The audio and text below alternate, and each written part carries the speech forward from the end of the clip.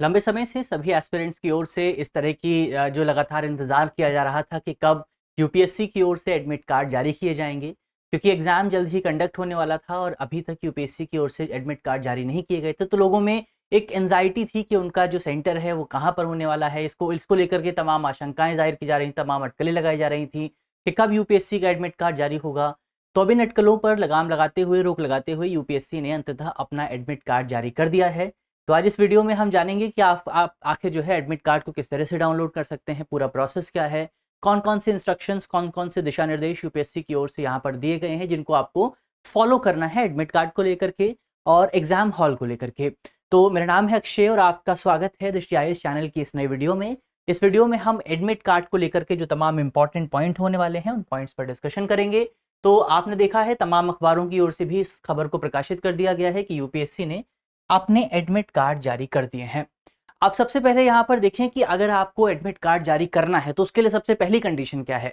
सबसे पहली कंडीशन ये है कि आपने फॉर्म भरा होना चाहिए, यानी कि अगर जब यूपीएससी ने अपना फॉर्म जो है शुरुआत की थी फॉर्म भरने की, अगर आपने उस टाइम फॉर्म भरा था केवल तभी आप यूपीएससी का एडमिट कार्ड जारी कर सकते हैं। बहुत बेसिक सी चीज है। और अगर आपने फॉर्म भरा था तो आपके पास कुछ बुनियादी डॉक्यूमेंट्स होने चाहिए, कुछ जो है कुछ रोल नंबर होने चाहिए, रजिस्ट्रेशन आईडी होनी चाहिए, उनके बेस के उसके माध्यम से आप जो है आईडी कार्ड जारी जो आपका एडमिट कार्ड है वो प्राप्त कर सकते हैं। तो अगर आपके पास ये तमाम चीज़ें हैं तो सबसे पहले आपको क्या करना है, सबसे पहले आपको इस वेबसाइट पर जाना है, आपको यूपीएससी की वेबसाइट पर जाना है। वेबसाइट का नाम है upsc.gov.in। जब आप इस वेबसाइट पर जाएंगे तो सबसे पहले जैसे ही आप इस वेबसाइट को क्लिक करेंगे आपको जो है इस तरह का एक पेज दिखाई देगा। अब ये यूपीएससी की ओर से एक इनोवेशन किया गया है। पहले क्या होता था कि जब यूपीएससी एडमिट कार्ड जारी करता था तो एडमिट कार्ड आपको यूपीएससी के अलग सेगमेंट में देखने को मिलता है। यूपीएससी की जो वेबसाइट है वहां पर अलग सेगमेंट में देखने को मिलता था। लेकिन इस बार जैसे ही आप यूपीएससी की वेबसाइट को खोलेंगे तो आपको पहला जो पेज मिलेगा वो एडमिट कार्ड का ही मिलेगा। तो यहां पर आप देखेंगे, यहां पर लिखा हुआ है कि admit card for civil services pre examination 2024। तो अगर प्रारंभिक परीक्षा 2024 के लिए आपको एडमिट कार्ड जारी करना है, एडमिट कार्ड प्राप्त करना है, तो सबसे पहले आपको इस लिंक पर क्लिक करना है। जब आप इस लिंक पर क्लिक करेंगे तो आपको सेकंड नंबर पर जो है इस तरह का एक पेज दिखाई देगा। यहां पर भी आपका वही लिखा हुआ है और ये जो डाउनलोड का सेक्शन है यहां पर आपको इस डाउनलोड के सेक्शन पर क्लिक करना है। फिर जब आप इस डाउनलोड के सेक्शन पर क्लिक करेंगे तो यूपीएससी आपको यहां पर लेकर के आता है। यहाँ पर दोबारा से तमाम इंपॉर्टेंट इन्फॉर्मेशन दी गई हैं, कौन सा एग्जाम है, कौन सा ईयर है, डेट क्या है और तमाम जो दूसरी इंपॉर्टेंट चीजें हैं वो यहाँ पर लिखी हुई हैं। आपको ये वाला सेक्शन यहाँ पर दिखाई देगा, क्लिक हेयर। तो क्लिक हेयर के सेक्शन पर यहाँ पर बेसिकली आपको क्लिक करना है और फिर उसके बाद पहुंचेंगे आप जो है महत्वपूर्ण अनुदेशों पर, जो गाइडलाइंस हैं उन पर आप वहां पर पहुंच जाएंगे। तो एक एक करके कुछ गाइडलाइंस, कुछ इंपॉर्टेंट बातें हैं जिन पर हम जो है डिस्कशन कर लेते हैं ताकि आपको ये पूरा ना पढ़ना पड़े और आपको जो तमाम इंपॉर्टेंट पॉइंट हैं वो यहीं पर समझ में आ जाएं और आप जो है आसानी से प्रोसीड कर सकें। तो इसमें अगर आप गाइडलाइंस में देखेंगे, सबसे पहले यूपीएससी ने कहा है कि जब आप एडमिट कार्ड जारी करेंगे तो आपको उस एडमिट कार्ड में जब आप डाउनलोड करेंगे तो सबसे पहले आपको ये देखना है कि आपके एडमिट कार्ड में कोई विसंगति मौजूद तो नहीं है, कोई एरर तो नहीं है। आपको अपना नाम चेक करना है, आपको जो भी इंपॉर्टेंट चीजें हैं अपना अनुक्रमांक चेक करना है, रजिस्ट्रेशन आईडी चेक करनी है, परीक्षा का नाम चेक करना है, वर्ष चेक करना है और ये जो तमाम चीजें हैं आपको अपनी फोटो देखनी है, एड्रेस देखना है, बहुत सारी चीजें हैं जो कि आपको एडमिट कार्ड में चेक करनी है। और जब आप उन चीजों को चेक करेंगे और अगर आपको कोई वहां पर विसंगति मिलती है, कोई त्रुटि मिलती है, कोई एरर मिलता है तो आपको तत्काल प्रभाव से यूपीएससी को सूचित करना है। आपको तत्काल यूपीएससी को इसके बारे में बताना है, इस विसंगति के बारे में सूचित करना है। तो अगर आप तत्काल कर देंगे, अगर आप तुरंत यूपीएससी को बताएंगे, कैसे बताएंगे, तो इसके लिए आप यूपीएससी को मेल कर सकते हैं। वो भी यहाँ पर बताया गया है कि जब आप मेल करेंगे तो वहां पर उस मेल में आपको अपना नाम लिखना है, आपको अपना अनुक्रमांक लिखना है, यानी आपको रोल नंबर लिखना है, आपको अपनी रजिस्ट्रेशन आईडी लिखनी है और परीक्षा का नाम और परीक्षा का वर्ष लिखना है। तो ये मेल आईडी में लिख करके आप यूपीएससी को मेल कर दीजिए। वहां पर आपका जो एडमिट कार्ड है उसमें जो भी त्रुटि है उसको ठीक कर दिया जाएगा। तो ये बेसिकली एडमिट कार्ड को लेकर के बात हुई। इसके अलावा आप जब परीक्षा देने जाएंगे तो वहां पर एंट्री कैसे होगी उसको लेकर के भी यूपीएससी ने कुछ निर्देश दिए हैं। यहां पर बताया गया है कि एंट्री के दौरान आपको मूल फोटो पहचान पत्र के साथ ई प्रवेश पत्र या फिर जो आपका प्रिंट आउट है वो अवश्य लेकर के आना है। जब आपने एग्जाम का फॉर्म भरा होगा तब उस दौरान आपने यूपीएससी को एक अपनी पहचान पत्र दिया होगा, एक आईडी दी होगी, एक आईडी प्रूफ दिया होगा। अब यूपीएससी ने यहाँ पर ये कहा है कि आपको इस एडमिट कार्ड के साथ सबसे पहले जो आप एडमिट कार्ड डाउनलोड करेंगे उस एडमिट कार्ड का प्रिंट आपको निकालना है, और प्रिंट के साथ साथ आपकी जो मेन आईडी कार्ड था उसको भी यूपीएससी एग्जाम सेंटर पर लेकर जाना है, और वहां पर उसी को दिखाने के बाद जो है बेसिकली आपको अंदर जो है प्रवेश दिया जाएगा।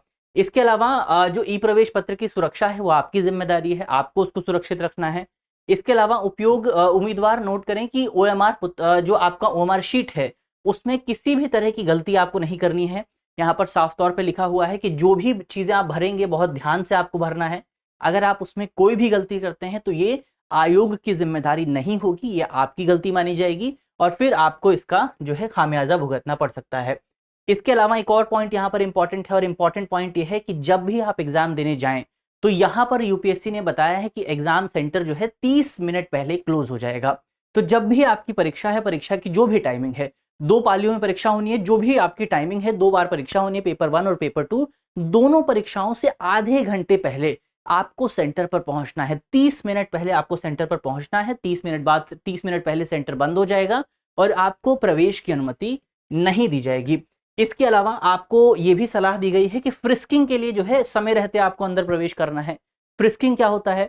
फ्रिस्किंग का मतलब यह है कि आपकी जो है फिजिकल तरीके से जांच की जाएगी कि आपके पास किसी तरह का कोई उपकरण तो मौजूद नहीं है, किसी तरह की कोई जो चीटिंग सामग्री है वो मौजूद नहीं है। तो इस पूरी प्रक्रिया को कहा जाता है फ्रिस्किंग। तो आयोग ने आपको सलाह दी है कि फ्रिस्किंग के लिए आपको जो है थोड़ा सा पहले परीक्षा हॉल में पहुंचना है।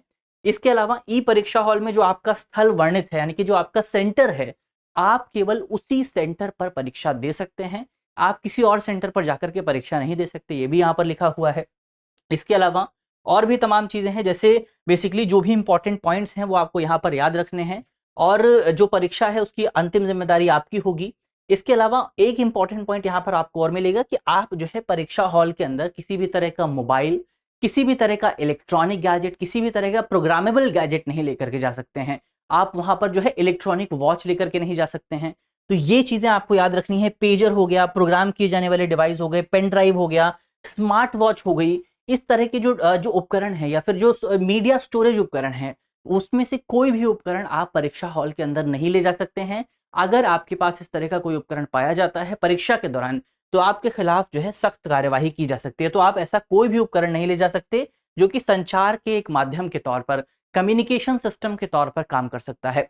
हालांकि जो आपके छात्र हैं, छात्रों को ये छूट जरूर दी गई है कि वो परीक्षा भवन के भीतर सामान्य घड़ी जरूर ले जा सकते हैं। तो आप नॉर्मल वॉच वहां पर लेके जा सकते हैं, लेकिन आपको ये ध्यान रखना है कि वो घड़ी ऐसी ना हो जिसके माध्यम से कम्युनिकेशन स्टैब्लिश हो सके। तो ये चीज यहां पर आपको याद रखनी है। नॉर्मल घड़ी लेकर के जाइए ताकि आप परीक्षा को बहुत बेहतर ढंग से मैनेज कर सके, क्योंकि हम में से कई अभ्यर्थियों की आदत होती है कि वो अपने पास हमेशा एक घड़ी रखते हैं, जो कि एक अच्छी आदत है, जिससे आप अपने टाइम को और बेहतर ढंग से मैनेज कर सकते हैं। आपको बार बार जो परीक्षा हॉल में घड़ी है वो देखनी नहीं पड़ती है, और कई बार कई एग्जाम सेंटर्स पर घड़ी नहीं होती है। तो इसलिए इंपॉर्टेंट होता है कि आप अपने पास अपनी घड़ी खुद लेकर के जाएं। लेकिन ये बात याद रखें कि आपकी वो जो घड़ी है वो केवल रिस्ट वॉच हो सकती है, सामान्य वॉच हो सकती है, नॉर्मल घड़ी हो सकती है। आप वहां पर कोई भी इलेक्ट्रॉनिक घड़ी, कोई भी बेसिकली जो मॉडर्न घड़ियां होती है, जो मॉडर्न वॉचेस होती हैं, वो लेकर के नहीं जा सकते हैं। तो ये एक पॉइंट आपको यहाँ पर याद रखना है।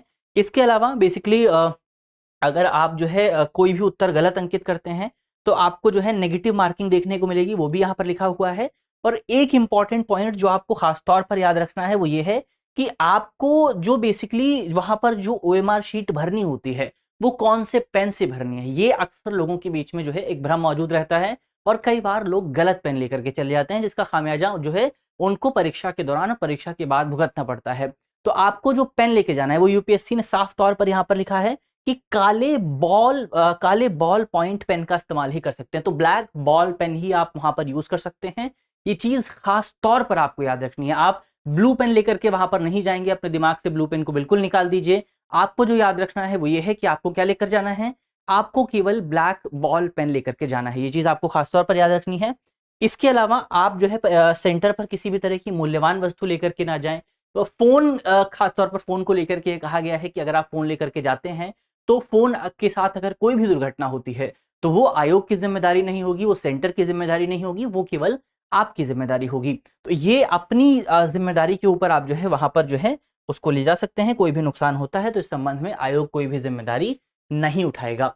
इसके अलावा और भी तमाम चीजें यहाँ पर लिखी हुई हैं, जैसे कि अगर आप जो है आपकी फोटो, आपका जो एडमिट कार्ड है उसमें स्पष्ट नहीं दिखाई दे रही, या फिर जो डेट है वो स्पष्ट नहीं दिखाई दे रही है, क्योंकि जब यूपीएससी ने एग्जाम फॉर्म भरवाया था तो साफ तौर पर ये कहा गया था कि आपको जो फोटो देनी है उस फोटो में इंपॉर्टेंट है कि वो फोटो क्लियर हो, रीसेंट हो, और वहां पर नीचे फोटो की डेट भी मेंशन हो। और तो ये भी इंपॉर्टेंट था, कई लोगों ने ऐसा नहीं, इसको फॉलो नहीं किया था, तो अब यूपीएससी ने कहा है कि अगर आपकी फोटो क्लियर नहीं है, अगर आपकी फोटो में डेट मेंशन नहीं है, तो इंपॉर्टेंट ये है कि आप जो है अपनी फोटो वहां पर लेकर के जाएं। तो आपको अपने साथ जो है फोटो लेकर के जानी है, 2 फोटोग्राफ लेकर के जानी है, एक आईडी लेकर के जानी है, और फोटोग्राफ जो होगी उसमें ये इंपॉर्टेंट है कि फोटो के नीचे आपका डेट मेंशन होना अनिवार्य है, फोटो खिंचाने की तारीख और आपका नाम वहां पर मेंशन होना अनिवार्य है। तो ये एक इंपॉर्टेंट चीज आपको याद रखनी है कि अगर आपकी फोटो क्लियर नहीं है तो एक सेफ साइड लेते हुए आप कोशिश कीजिए कि आप जो है अपने साथ फोटो लेकर के जाएं।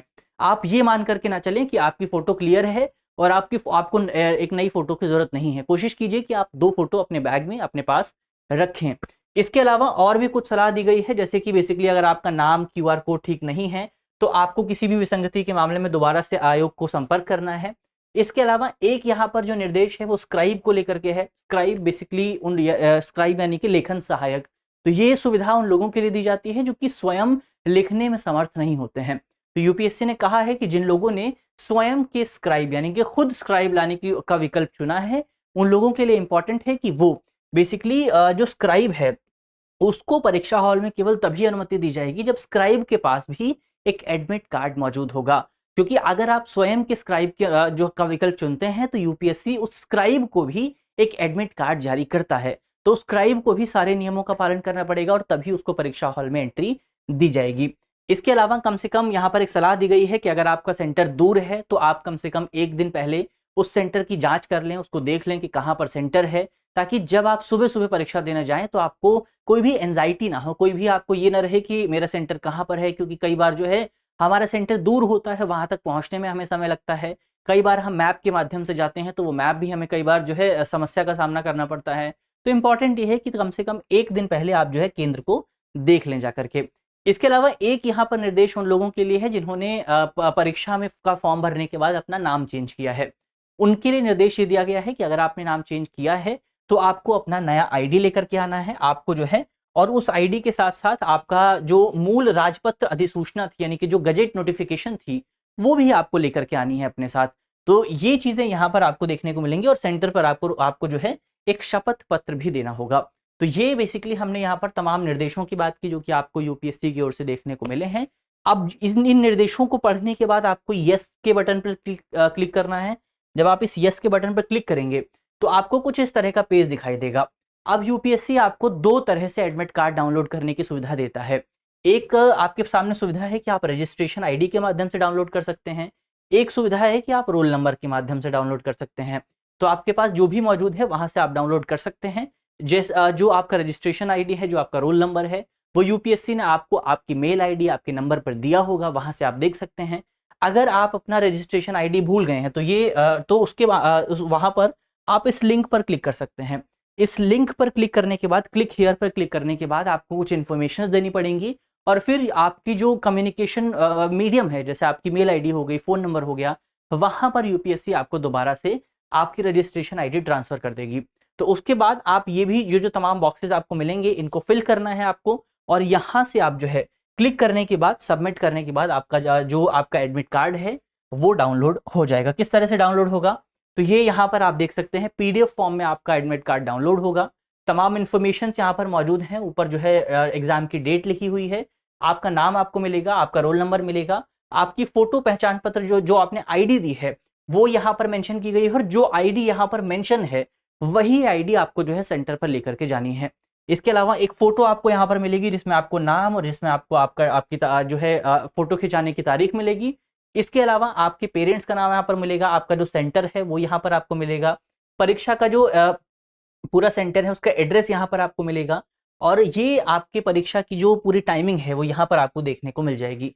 तो ये तमाम इंपॉर्टेंट चीजें हैं जो कि आपको यहाँ पर देखने को मिलेंगी इस पूरे एडमिट कार्ड में। तो इसको एक बार डाउनलोड कर लीजिए, फिर आपको चेक करना है तमाम चीजें कि यहाँ पर चीजें ठीक हैं या फिर नहीं है, और अगर कोई समस्या है तो उस समस्या को आप जो है यूपीएससी को मेल आईडी के माध्यम से सूचित कर सकते हैं। तो ये हमने पूरा प्रोसेस देखा कि आप किस तरह से ये जो पूरा मेल आईडी, ये पूरा जो एडमिट कार्ड है वो डाउनलोड कर सकते हैं। यहाँ पर आपको एक क्यूआर कोड भी मिलेगा। इस क्यूआर कोड को अगर आप स्कैन करेंगे तो आपके एडमिट कार्ड से जुड़ी जो तमाम इंपॉर्टेंट जानकारियां हैं वो आपको आपके फ़ोन पर प्राप्त हो जाएंगी। तो ये हमने इस पूरे प्रोसेस को समझा और उम्मीद है कि अब आप जो है आसानी से एडमिट कार्ड को डाउनलोड कर पाएंगे। और अगर आपको अभी भी कोई समस्या आती है तो समस्या को आप जो है कमेंट बॉक्स में लिख सकते हैं। हम कोशिश करेंगे कि उस समस्या को जल्द से जल्द सुलझाया जाए, ताकि आपका जो एग्ज़ाम है वो और ज़्यादा बेहतर हो सके और आपको किसी भी तरह की समस्या ना देखनी पड़े। मिलते हैं आपसे अगली वीडियो में, तब तक के लिए अपना ख्याल रखिए, ध्यान रखिए, पढ़ते रहिए। धन्यवाद। डियर व्यूअर्स, अपने एग्जाम की तैयारी को और बेहतर करने के लिए हमारे चैनल को लाइक, शेयर और सब्सक्राइब करना न भूलें।